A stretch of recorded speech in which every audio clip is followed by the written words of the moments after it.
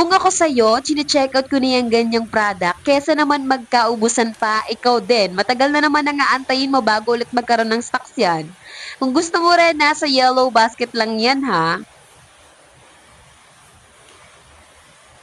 Kung magpapabudol ako, gusto ko yung worth it na. Practical na tayo ngayon mga B.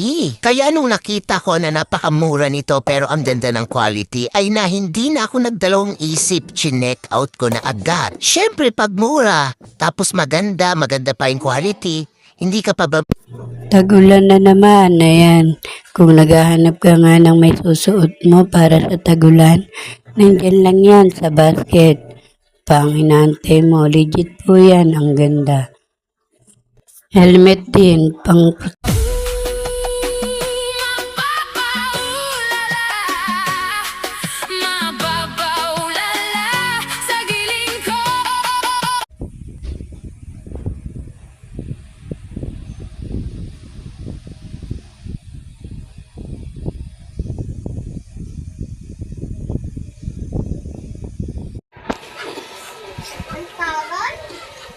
Ang ganda-ganda niya.